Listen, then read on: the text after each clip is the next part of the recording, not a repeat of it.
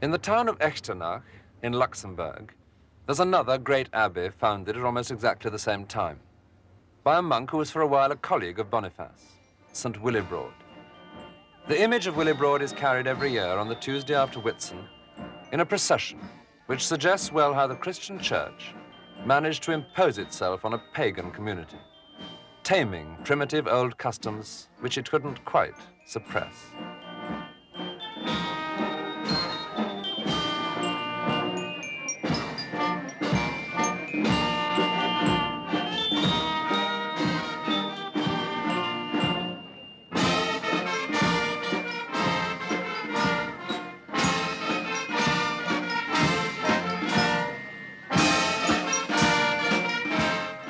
For centuries, back beyond memory, pilgrims have come from miles around to join in an exhausting ritual which has all the mind-numbing repetitiveness of authentic, primitive folk dance.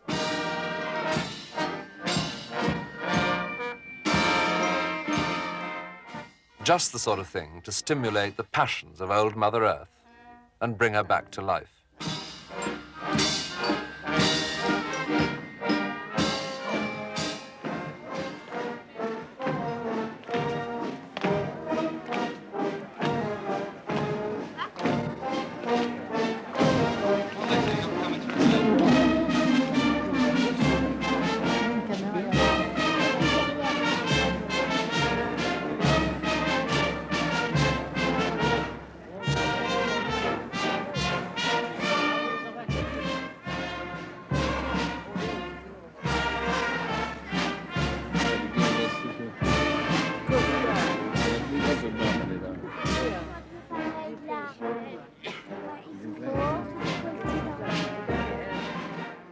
After an exhausting dance round the entire town, the people find themselves, naturally, where the good bishop has always been leading them, at the Christian basilica.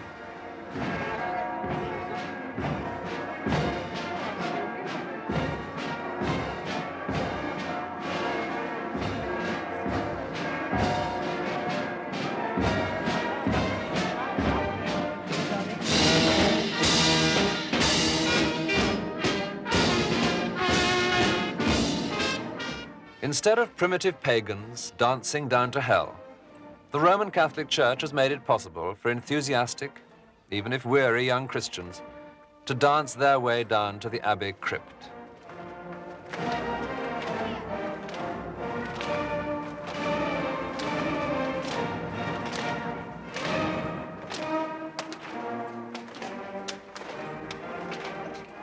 Here, in the crypt, they'll get the benefit of a new sort of magic, that of being close to the relics of a saint.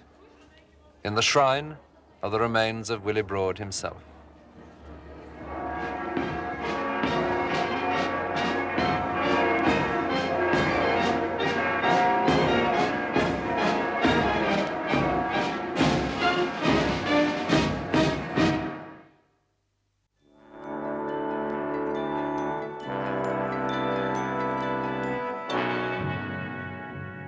Charlemagne, king of the Franks. In him, the monks found a most effective ally. They had converted by persuasion. Charlemagne would convert by force. He was not the first Frankish ruler to link Christ with the sword.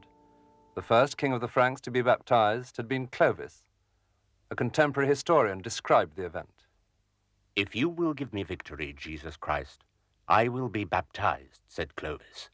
Even as he said this, the enemy ran away. Like some new Constantine, he came to the baptismal pool. By the time of Charlemagne, the Franks themselves were securely Christian, but their most troublesome neighbors, the Saxons, were still heathen. At Nijmegen, close to the northern boundary of his kingdom, Charlemagne had on display the twin pillars of his policy. On a high cliff, to which a modern bridge now brings the traffic south across the Rhine, Charlemagne built a fort for his soldiers, which has long since vanished, and beside it, a baptistry. Baptism, whether you liked it or not, was to be his policy for a well-conducted empire, and the building was deliberately imposing, emphasizing the importance of the Christian ritual. No Saxon god had a shrine like this, built with such care and skill. But their gods did have some marvels of their own. In the heart of Saxony is Exterstine, a place of mystery and magic, where it is thought the Saxons had an important shrine, honoring the gods of nature.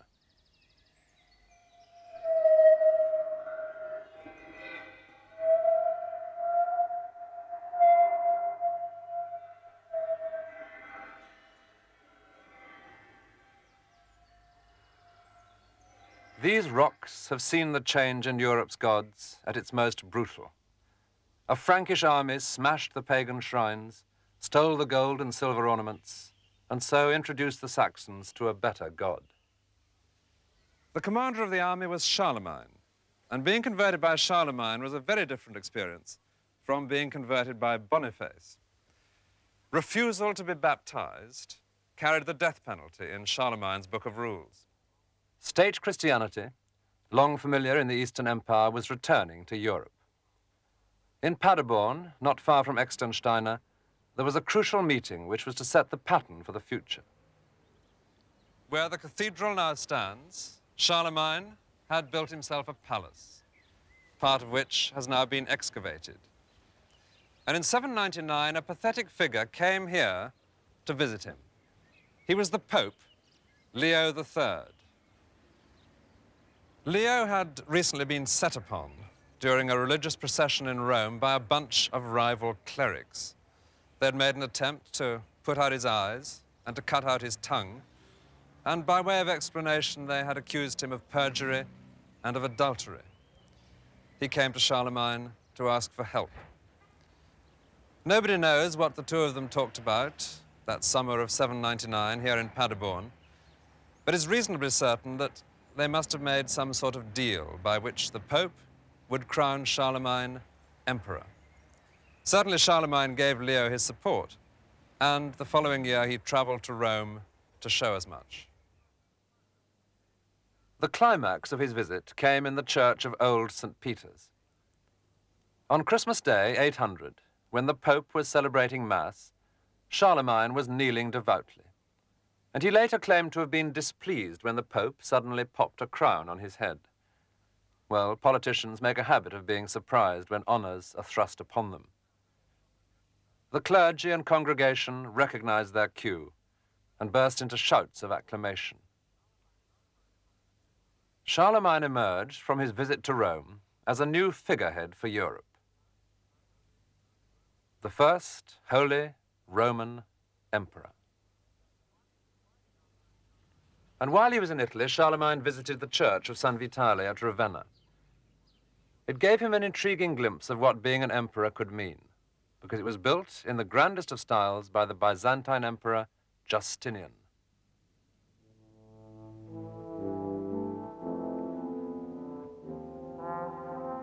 This was how an emperor should build. This was how an emperor should be.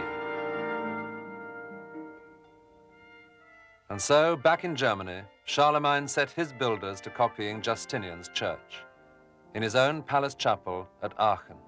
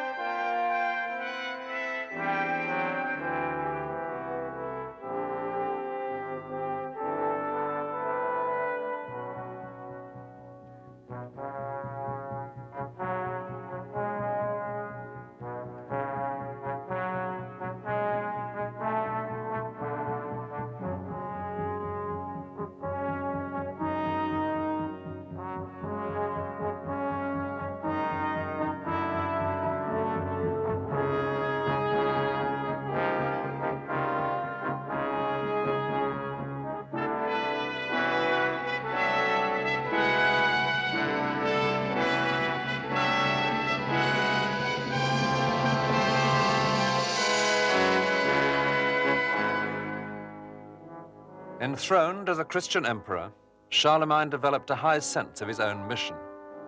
His scheme was both idealistic and practical. His empire would be genuinely Christian, and the civil servants to run it for him would be the people nearest to God the monks. Paracletus autem, Spiritus Sanctus, quem mitet pater in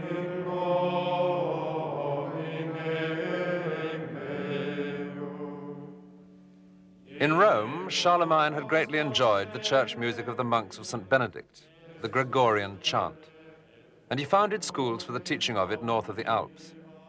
It was his encouragement of the Benedictines, which was to establish them as the one single order spreading throughout the whole of early medieval Europe.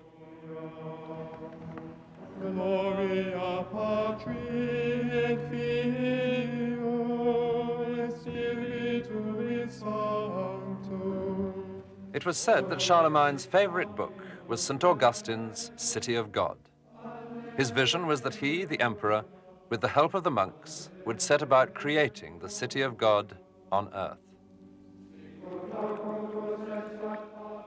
In Lake Constance, on the island of Reichenau, there was one of the many Benedictine monasteries supported by Charlemagne and his successors.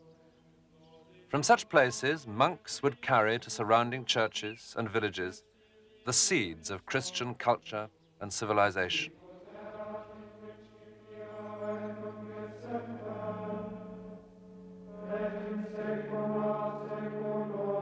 In return for royal patronage, the monks were happy to paint the emperor as a semi-divine figure, crowned personally by the hand of God.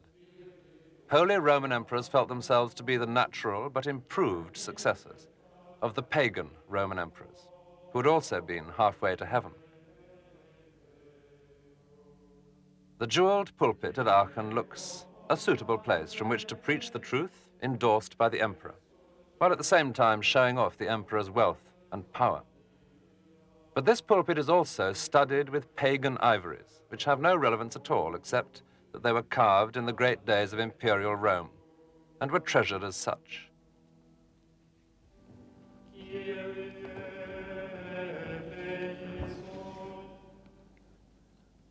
In the same way, an antique cameo, showing the head of the Roman Emperor Augustus, forms the centerpiece of a precious cross at Aachen, and similar veneration would later be accorded to Charlemagne himself. This golden reliquary was designed to hold some bones from his hand.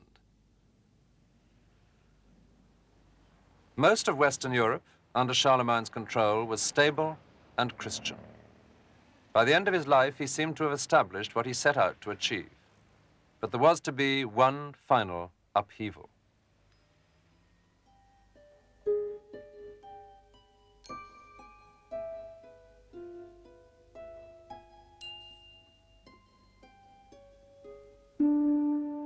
The whole of Scandinavia was still heathen. Already when Charlemagne died, the Vikings were on the move. Each spring they would set off on expeditions across the sea to raid and plunder.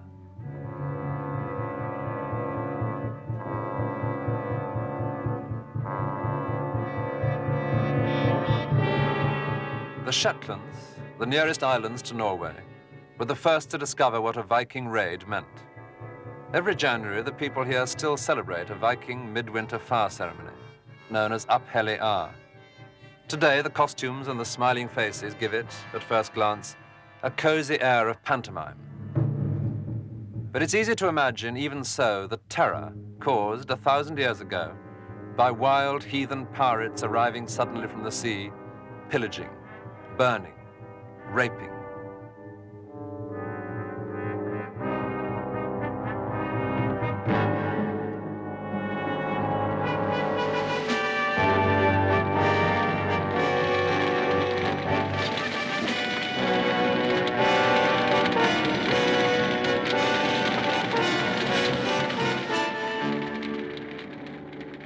In this ceremony, recreating the traditional funeral of a Viking hero, it's a ship that is burnt, the most important of all Viking possessions, the object on which they lavished their most subtle skills, their best carving, a coffin fit for a hero.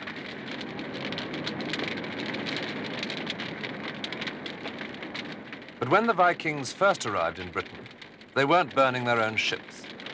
Their favorite plunder was monasteries, full of rich treasures, and fat, harmless monks were their victims.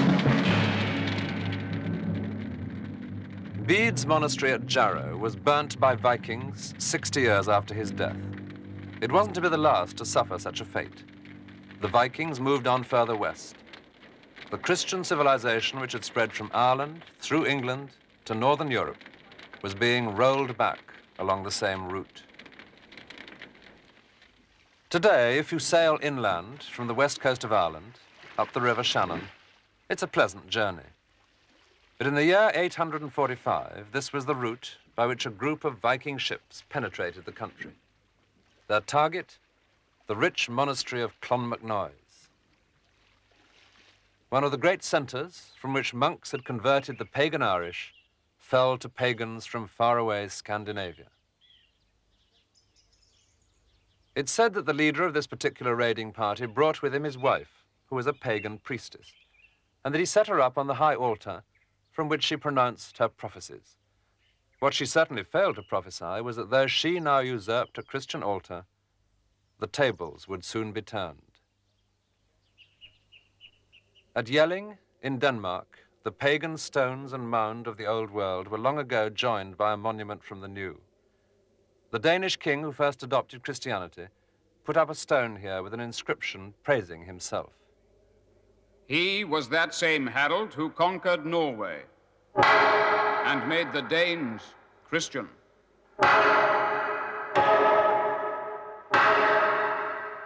It would be some time before Christ, even in this vigorous, primitive form, conquered Norway. But eventually there, too, the local skill with timber would produce Christian churches more reminiscent of fanciful, upturned ships, complete with weird and savage prows. Europe, finally, was Christian. The Vikings had moved as far and as fast as any of the previous waves of barbarians. The word Viking meant pirate, but they were also known as men from the north, Norsemen, Normans. And it was as Normans that they launched their final invasion into England.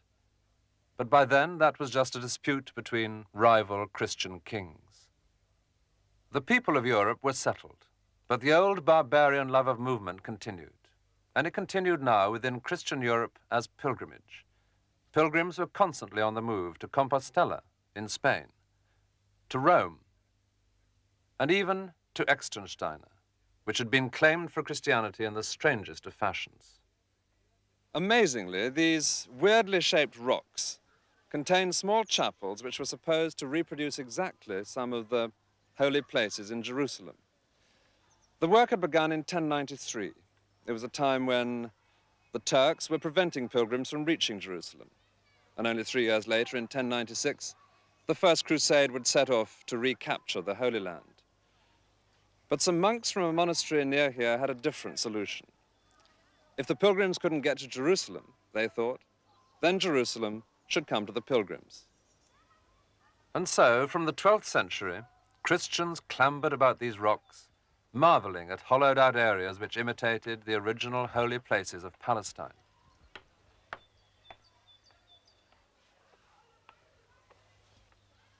A monk had made the journey out there and was supposed to have brought back precise measurements.